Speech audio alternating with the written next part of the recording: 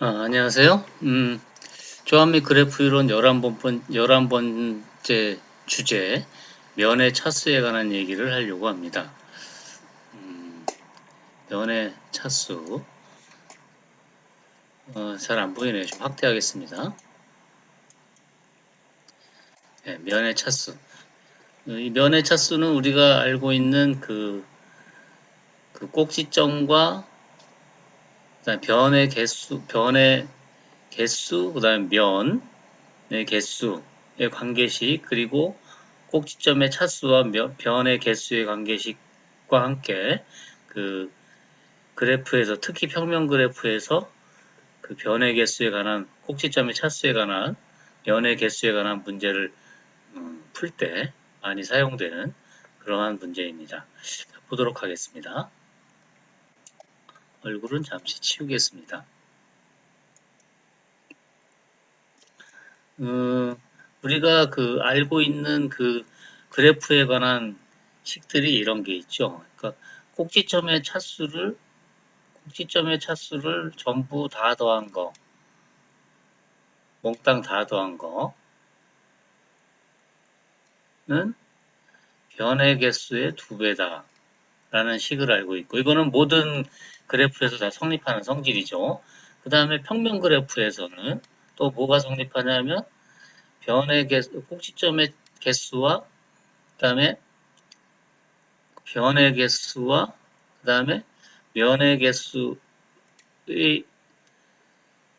관계식은 2다라는 그런 또 식을 알고 있죠. 그래서 요거를 우리 특별히 또 부르기를 오일러 표수라고도 합니다. 오일러 표수, 오일러 지표. 그리고 이 식을 이제 오일러 공식 뭐라고도 얘기하죠. 여기서는 오늘 얘기할 것은 이제 면의 차수에 관한 얘기입니다. 면의 차수는 먼저 정의를 보면은 면 또는 영역이라고 그러죠. 그러니까 F로 우리는 흔히 표현하죠. F의 차수는 여기서 R로 표현했네요. R의 경계를 한 방향으로 도울 때 변의 개수를 뜻한다, 이렇게 얘기를 했습니다. 한번 예를 가지고 이해를 해보죠. 이런 그래프가 주어졌을 때 요 R1이라는 요 영역의 변의 개수는 한 방향으로 돈다 그랬으니까, 예를 들어 시계 방향으로 돈다고 생각하면 하나, 둘, 셋, 넷, 다섯 해서 5개의 변이 있기 때문에 5입니다. 그 다음에 R2 같은 경우는 한 방향으로 돌면, 시계 방향으로 돌면 여기서 시작해서 하나, 둘, 셋 해서 3이 되고, 그 다음에 R3 같은 경우는 삼각형이죠. 이것도 여기서 시작해서 시계 방향으로 돌면 하나, 둘, 셋 이렇게 됩니다. 3. 그런데 R4 같은 경우는 요 밑에 보면 R4의 차수를 구할 때 변 2는 2번 센다 그랬습니다. 그래서 예를 들어 요 점에서 출발한다 그러면 요 점에서 시계 방향으로 돌겠습니다. 하나, 둘, 셋, 넷, 다섯, 여섯, 일곱 해서 7. R4를 돌 때 7번의 변을 지나게 된다. 변을 7번 지난다. 그래서 차수가 7이라 이거죠. 이런 거인 경우에는 2번 센다 이겁니다. 그 두 번째 예시를 보면 요거에서는 다른 건 다 똑같은데 R7 같은 경우 예를 들어 요 점에서 출발해서 시계 방향으로 돈다 그러면 하나, 둘, 셋, 넷, 다섯 해서 5번. R7의 차수는 5가 되는 거죠.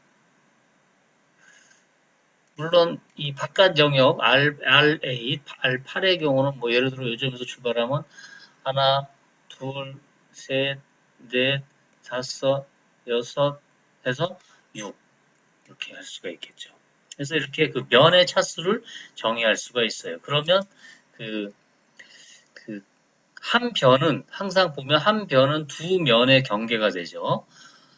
그러니까 변이 하나 있으면 그 그 면의 경계가 되거나 또는 요 위에 예시에서 여기에 첫 번째 예시의 알파 같은 경우도 보면 이 변이 두 번 세지고 그 다음에 두 번째 예시에서 R7의 이 변 같은 경우도 두 번 세지기 때문에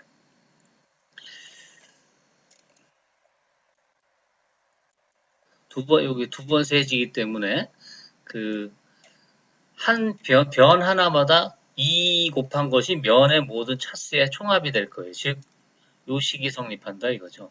면의 차수의 총합은 변의 개수의 두 배와 같다라는 것을 알 수가 있어요. 즉, 요 위로 좀, 아이고, 다 지웠네요. 그래서 우리가 그 알고 있는 식이 결국 이것까지 합치면 꼭지점의 차수의 총합은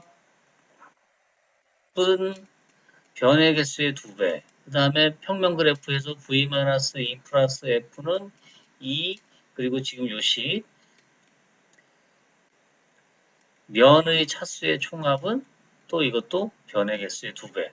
그래서 이 세 개의 식을 활용해서 문제를 풀 수가 있을 거예요. 요 1번, 첫 번째 식은 모든 그래프에서 성립하는 거고, 그 다음에 두 번째, 두 개의, 요 밑에 있는 두 개의 식은 평면 그래프일 때 성립하는 식입니다. 예시를 보면 실제로 위에 거에서 이제 확인을 하는 거죠. 지금 변의 개수가 지금 1번 예시에서 보면 변의 개수가 모두 몇 개냐면, 하나, 둘, 셋, 넷, 다섯, 여섯, 일곱, 여덟, 9개네요. 그래서 9개 두 배니까 18이죠. 그런데 면의 차수의 총합을 보면 5 더하기 3 더하기 3 더하기 7 해가지고 11, 18이 되네요. 그래서 이 식이 성립하는 것을 확인할 수가 있어요. 물론 두 번째 예시도 마찬가지죠.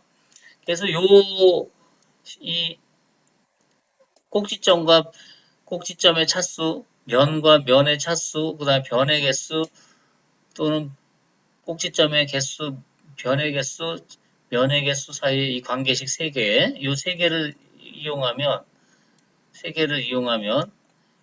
2009학년도에 나왔던 이런 문제 같은 것들을 이제 해결할 때 도움을 받을 수가 있어요. 물론 이 위에 있는 식을 다 활용하지 않고도 쓸 수가 있는데 여기서도 예를 들어서 지금 오늘 한 이 면의 차수에 관한 거를 이 식에다 활용한다 그러면 어떻게 쓸 수 있느냐? 예, 이 문제는 이제 다음에 이제 누군가가 이제 실제로 풀이를 할 테니까 저는 요 면의 차수에 관한 얘기만 여기서 한다면, 먼저 문제를 한번 읽어봅시다. 사각형 아래 내부에 지금, 사각형이 예를 들어 요 밑에다 그릴까요? 사각형이 있는데 이 R 내부에다 점 7개를 찍어서 삼각형 4개, 사각형 4개, 삼각형,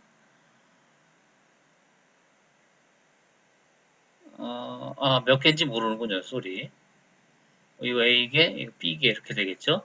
이렇게 해서 이렇다 그럽시다. 그런데 지금 전부 몇 개냐면 이 꼭지점, 이 꼭지점 4개를 포함해서 이 안쪽에 지금 꼭지점들이 몇 개가 전부 찍혔냐면 11개가 찍혔대요. 그러니까 V가 11개라 이거죠. 적당히 선택해서 이제 선분을 그려서 이제 삼각형과 사각형으로 이 안을 분할했다 이 말이에요. 그랬을 때 얘네들의 차수가 지금 전부 다 4라 그러네요. 그럴 때 분할의 결과로 생긴 삼각형의 개수가 몇 개냐. 즉, 이 B의 값을 구하라 이거죠. 그런데 보면 사각형 아래 4개의 변도 선분으로 생각한다 그랬으니까는 이 바깥 부분도 사각형으로 생각하는 거니까 이 바깥 영역도 하나의 사각형으로 본다 이거죠. 그러면 여기서도 이 식을 이제 활용할 수가 있는 거죠. 그러니까 사각형은 4개의 변으로 둘러싸였으니까 사각형의 차수의 총합은 4 곱하기 a가 될 거고, 그 다음에 삼각형은 3개의 변으로, 삼각형은 3개의 변으로 둘러싸였으니까 삼각형의 차수의 총합은 3 곱하기 b가 될 거예요. 그런데 그거는 2배의 2가 되는 거죠. 그렇죠?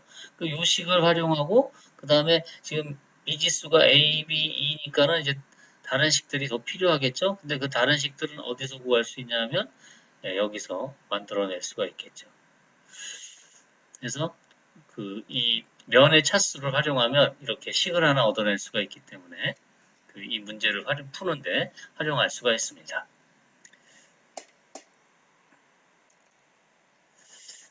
네, 그래서 지금까지 조합 및 그래프 이론의 11번째 주제, 면의 차수에 관한 이야기를 하였습니다. 요 문제를 이제 풀 때 다시 한번 요 면의 차수에 관한 얘기가 다시 등장하기를 기대합니다. 예, 마치겠습니다.